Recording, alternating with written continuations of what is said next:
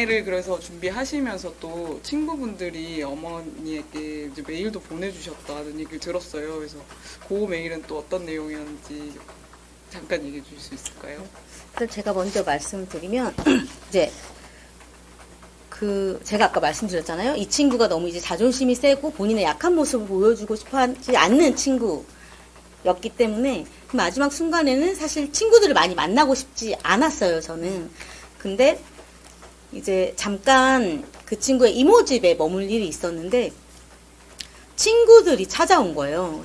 안 왔으면 좋겠다라고 이제 제가 완곡히 거절도 했는데 이 친구들이 꽃을 사들고 찾아왔어요. 찾아와서는 조용히 어머니한테 편지를 하나 내밀었는데 그 편지에는 이거 진짜 좀 감동이었거든요. 이 얘기를 하다 눈물이 나온 게 처음인 것 같은데 어쨌든 이제 캔디가 얼마나 보호자로서 잘 해왔는지, 얼마나 오랜 시간 이 친구와 함께 친한 친구로 지내왔는지, 아마 사망까지 같이 할 것이라는 이야기가 있었고, 그러니 이 친구를 상주로 같이 해주었으면 좋겠다라는 이야기가 있었어요. 어머니가 되게 진지하게 고민을 정말 하시더라고요. 이분이, 그러니까 빈말을 하시는 분이 절대 아니거든요. 한참 생각을 하시더니 상주는 할 수 없다 라고 딱 자르시는 거예요. 망했다. 난 장례식 때 어디서 뭐 해야 되지? 이렇게 생각을 하는데 그 어머니가 상주는 나 혼자 결정할 수 있는 문제가 아니고 동생도 있고 뭐 친척들이 보는 것도 있고 설명을 많이 해야 하는 것이 매우 어려우니 상주로 이름을 올리는 것은 좀 곤란할 것 같다. 하지만 상복은 같이 입었으면 좋겠다 라고 말씀을 해주셨어요. 그래서 다행히 상복을 같이 입을 수 있었고, 그래서 장례식에 제가 좀 더 많은 역할들을 할 수 있었던 것 같아요. 저는 사실 그때까지는 뭐 상준이 상복이니 이런 걸 생각할 겨를이 전혀 없었기 때문에 친구들이 이 편지를 어떻게 생각한 건지 사실 그런 걸 물어본 적이 없어요. 어떻게 생각해서 왜 이걸 쓰게 됐는지. 네, 왜 그러셨죠?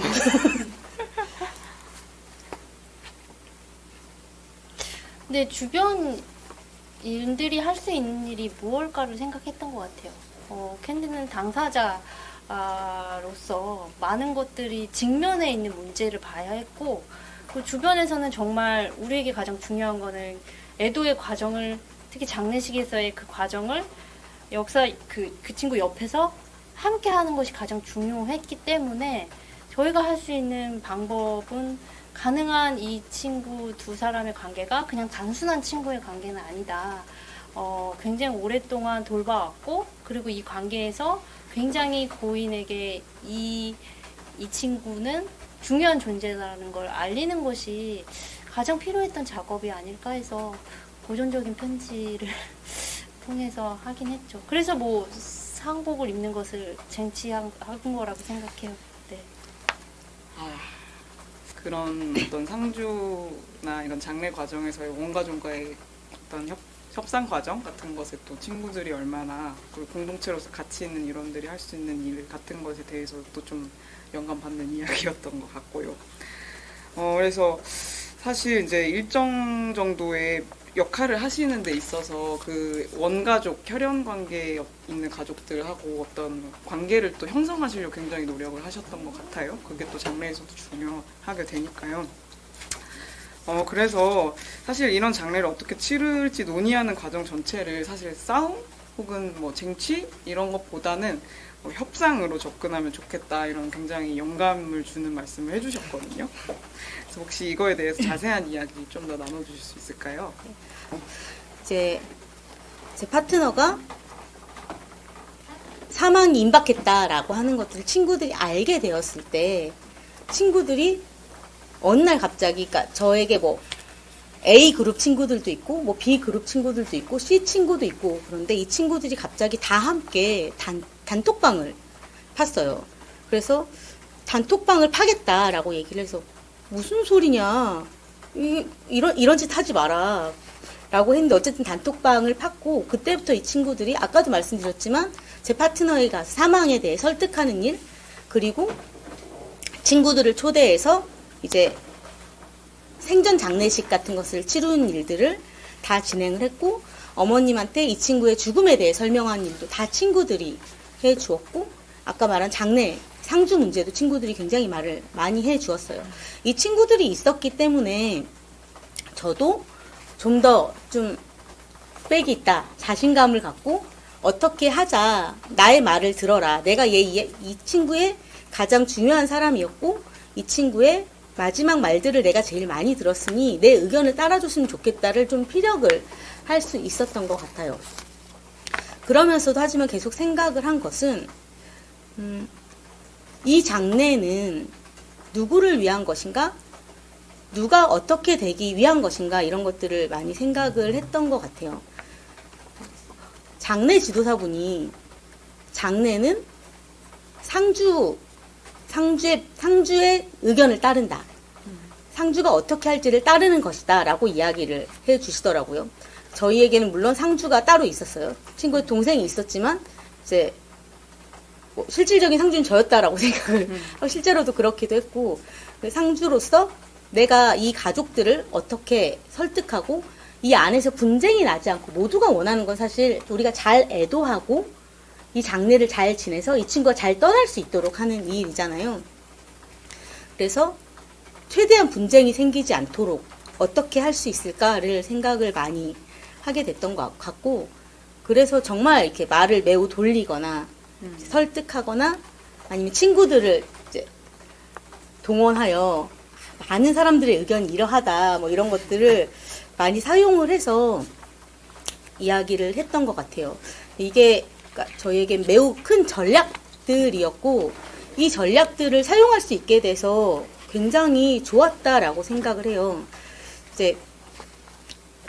근데 제 파트너의 장례를 치르면서 생각을 했던 것은 아이러니하게도 보통 이 친구가 40대 초중반에 사망을 했는데 이 친구의 젊은 사망을 안타까워하면서도 한편으로는 우리가 더 이상 20대가 아니고 우리가 40대가 되었구나. 이제 20대여서 못하던 것들이 많았는데 40대여서 할 수 있는 것들 혹은 이 친구가 활동가로서 혹은 전문직으로서 가질 수 있는 커리어들이 생겼고 그래서 누군가를 더 설득하고 이야기할 수 있는 힘이 생겼다. 그리고 우린 이것을 이제 이용할 수 있는 때가 되었구나 라는 생각이 좀 들기도 했어요. 그런 것들이 이제 어른들을 설득하고 이야기를 나누는데 실제로 많은 도움이 되기도 했습니다. 뭐 친구들이 단톡방을 팠었을 때는 그 안에는 캔디는 없었어요. 캔디는 없었고 단톡방에 친구들만 있었고 그래서 그 상황들을 캔디의 상태부터 많은 것들을 공유를 해서 어찌됐든 뭐 죽음을 한 2주 앞두고서는 정말 정신없이 돌아가는 상황이었기 때문에 사실은 어느 정도는 애도의 시간을 보내야 되니까 어떤 친구는 집을 내어주었고 근데 그 집을 내어준다는 것이 사실 쉽지는 않은 일이잖아요. 공간도 있어야 되고 계속 많은 사람들이 드나들어야 되고 그리고 환자의 밥을 계속 챙겨야 되고 그 다음에 오는 사람들의 밥까지 다 챙겨야 되는 수고로움을 또 내어주었고요. 또 어떤 친구는 정말 어머님의 비법으로 끓인 미역국을 갖다 주기도 했고 이런 소소한 것들을 자기가 할 수 있는 것을 최선을 다해서 해줬고 저는 이제 뭐 이동하거나 짐을 옮기거나 뭐 캔디가 갑자기 연락 와서 지금 뭐 속옷이 필요해 이런 거 했었을 때 또 저는 또 그 친구가 저는 부치 스타일이라고 생각하는데 속옷을 또 얼마나 신중하게 골랐겠어요.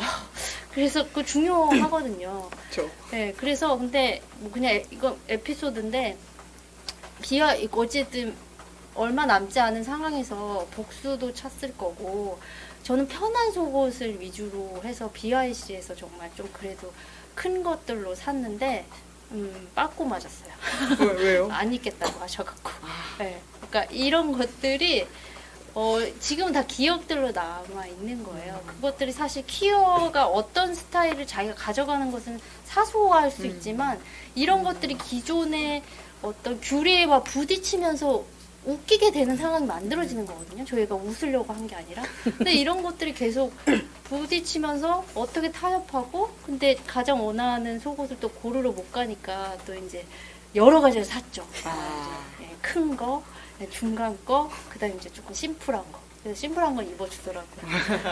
이런 것들을 했었습니다. 아, 네. 그러게요. 그 라이듬이 주는 어떤 지혜나 여유나 또 더 갖게 된 어떤 자원들 같은 것들을 유감 없이 활용하신 그런 과정이었던 것 같습니다. 그래서 뭐 보다 좀 더 신뢰감 있는 장르 주관자가 되는 팁으로서 또 네트워킹을 또 많이 활용하시기도 했다고 얘기도 해주셨고요. 네. 이게 좀 웃겼는데요. 어쨌든 제가 상주는 아니었으나 상복을 입고 서 있었고, 사실은 이제 어머님의 손님이나 동생의 손님보다는 그 당사자의 손님이나 제 손님들이 훨씬 많았거든요. 그리고 저 활동가이고 활동가인 친구들이 많고, 그래서 단체 이름으로 조기를 보내고 화환을 보내가지고 이 친구가 이만큼 잘 살았다, 존중받을 만한 훌륭한 삶을 살았다, 이런 것들을 좀 많이 보여주기도 해서 그게 되게 저한테 힘이 되었고, 이제 좀 있어 보이는 손님 뭐 어디 이렇게 막 대표 이렇게 방명록에 쓰잖아요. 누구 뭐 이런 것들을 사실 써주면서 이 사람 괜찮게 살았다. 그리고 우리 좀 괜찮다. 우리 다 좀 한다. 이런 것들을 좀 보여주기도 해서 사실은 어머님이 믿고 맡길 수 있는 애들이구나. 이런 모습을 마음을 가지실 수 있도록 하기도 했던 것 같습니다. 말하고 나니 좀 민망하네요. 아니요. 중요한 것 같아요. 저희도 여성의 전화도 이제 그래서 조기를 보내는 일에 굉장히 신경을 많이 쓰기도 하고요. 저희도 이제 선배 활동가분 돌아가신 일이 있어서 그분의 이제 여성의 전화 장을 치르게 되었는데, 그 선생님이 이제 혈연 가족들을 설득하거나 같이 이야기하는 데 있어서 사실 저희보다 그 어르신께는 국회의원, 뭐 정부 고위 관계자, 뭐 이런 것들이 또 훨씬 신뢰감을 주시나 봐요. 그래서 근데 그런 분들이 여기 함께 한다라는 것이 또 우리가 원하는 걸 해나가는데 힘을 되게 많이 실어주게 하더라고요. 그래서 그게 뭐 평소에 우리가 중요하게 생각하지 않는 거면 어떠리, 우리가 이 사람을 보내주는데 더 집중하는 게 필요하고 그걸 더 수월하게 잘 수행할 수 있으면 얼마든지 그런 것도 이용해도 좋겠다. 맞아요. 그러니까 사실은 우리가 어떤 일들을 해 나갈 때 정말 우리 페미니스트이고 우리가 이루지 못한 것, 갖지 못한 것들이 사실은 너무 많고 이것들을 바꿔 나가야 하는 게 많기 때문에 마음속 깊은 곳에는 쟁취하겠다. 이것들을 꼭 따내요. 우리가 원하는 것을 하고 말리라. 이런 마음을 사실은 갖게 되잖아요. 이제 그런 마음을 어떻게 내려놓는가가 되게 중요했던 것 같고, 그리고 우리가 쟁취하지 않더라도 이것들을 어떻게 우회해 갈 수 있을까라고 하는 것들을 계속 생각해 나가고, 그것들을 우리가 가능하면 우리가 원하는 쪽으로 협상해 나가는 것들이 사실은 가능하기도 하다. 왜냐하면 이건 장례식이기 때문에 누구도 장례식에서 정말 극단적인 경우가 아니라면 싸우고 싶지 않고 고인이 원하는 바를 따르고 싶다는 마음이 기본적으로는 다들 있으시더라고요. 그래서 이것들을 정말 잘 이용하는 것, 그래서 쟁취하자 말고 이렇게 살살살 우리 것을 이렇게 살살살 긁어 잘 모아보자, 이런 마음으로 좀 내려놓고 포기할 수 있는 것은 사실 포기할 수 있는 게 별로 없었지만 이제 좀 포기할 수도 있다라고 하는 마음을 가지는 것도 좀 중요했던 것 같아요. 사실 뭐 거의 비슷한 말씀인데요. 우리가 그냥 조기가 뭐가 중요해, 화환이 뭐가 중요해, 거칠이가 뭐가 중요해, 마치 제사가 뭐가 중요해, 이런 것처럼. 근데 어떤 사회에서는 그것이 필요한 거예요. 그래서 덧붙여서 필요하면 그것을 이용하고 우리의 페미니스트 세력을 더 보여주자 쪽으로 이렇게 작전을 바꿀 수도 있잖아요. 근데 또 퀴어 커뮤니티에 퀴어가 들어가는 단체의 화환들도 있어요. 예를 들어 서울 퀴어 문화 축제 같은 경우에는, 그리고 한국 성적 소재 문화인권 센터 같은 경우에는 너무나 직접적으로 이렇게 드러나기 때문에 하나의 에피소드가 생각나는데, 이제 제가 이제 서울 퀴어 문화 축제에서도 활동을 하고 있는데, 거기에 이제 저희 이사님의 아버님 돌아가신 경우가 있어서 화환을 보내야 됐어요. 조화를 보내야 됐는데 서울키오문화축제를 쓸 수가 없는 거예요. 그래서 저희가 그걸로 1시간 넘게 회의를 해서 결국에는 홍광조명이라는 회사를 만들어서 무지갯빛 조명회사 그렇게 사실 보냈거든요. 근데 저는 애도를 어떻게 하는가가 중요하고 그 사람이 어떤 피해를 봤었을 때는 저의 방식으로 충분히 아이디어를 모아서 애도를 할 수 있다고 생각합니다. 네. 그렇죠. 그 사실 장례식이 좀 그러니까 평소에 우리는 언제나 늘 화가 나 있고 싸울 준비가 되어 있는 사람들이지만 장례식이라는 상황은 좀 언제나 그걸 견제하기는 좀 힘든 부분도 있는 것 같아요. 그래서 저희가 이 캠페인도 하는 것이 차라리 매뉴얼이 좀 바뀌어 있으면 좋겠다. 아예 절차 자체가 그냥 그 사실 장례식장에서 너무 정신 없어서 그냥 흘러가는 대로 몸을 내맡기고 가잖아요. 장례 지도사의 어떤 플로우에 따라서. 근데 그것 자체가 이미 바뀌어 있으면 좋겠다 이런 생각도 많이 했고, 그런 면에서 우리의 투쟁이 어떤 순간에는 이런 순간에는 또 우회하면서 혹은 좀 다르게 성취하면서 갈 수 있는 방안들을 이 교육에서 또 꼭 말씀을 같이 나누고 싶었거든요. 정님이 지금 잠깐 언급해 주셨는데 장례 지도사의 플로우에 따라 우리가 이걸 따라간다라고 말씀을 해 주셨잖아요. 제가 처음에 이제 다른 친구의 장례식에 가게 되었어요. 그 친구는 이제 트랜스젠더였고 그 친구의 장례에 가서 처음 알게 된 것이 죽은 사람은 수의를 입는다.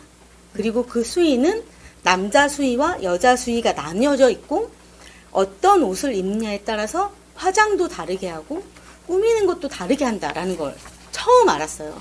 그 친구에게 치마 수의를 입혔다라는 얘기를 들으면서 그래서 이제 그 얘기를 듣고 저희도 여자 수의라니 곤란하다. 제 파트너는 아까도 말씀드렸지만 부치로 본인 정체화하고 있었고 한번 제가 그 친구를 보고 치마를 입은 걸 한 번도 본 적이 없고 본인도 치마를 정말 싫어하는 친구였고 근데 이 가는 마당에 치마를 입힐 수는 없는 거예요. 어머님은 의외로 그걸 순순히 받아들이셨어요. 왜냐면은 자기 자식을 평생 본 분이시니까 이제 치마를 입지 않고 싶어 할 것이다 라는 것에 쉽게 동의가 되셨죠. 장례 지도사님은 약간 멈칫하셨지만 결국엔 이제 여기서 실세가 이제 어떤 사람과 어떤 이야기를 나누고 어떤 걸 따라야 하는가를 빠르게 판단하셨던 것 같아요. 그래서 그런 바지, 수의를 입는 것에 흔쾌히 동의를 해주시고 어떤 것들을 어떻게 해나갈 수 있는지를 이야기를 해주시기도 했어요. 이제 이런 것들이 장례 지도사의 플로우가 굉장히 중요하다라는 걸 알게 된 것은 이제 이 친구의 친가 쪽은 굉장히 독실한 기독교였는데 이제 제 파트너가 어떤 유언을 남기지 않았는데 유일하게 그러니까 친구들이 얘가 유언을 안 할 것 같으니 뭔가 대화로라도 이런 얘기들을 들어서 남겨놓아야 한다라는 팁을 저한테 줘가지고 제가 딱 하나 이렇게 대화를 이렇게 슬슬 긁어내서 녹음해놓던 게 하나 있는데 거기서 나온 유일한 이야기가 기독교식 장례는 하지 않겠다.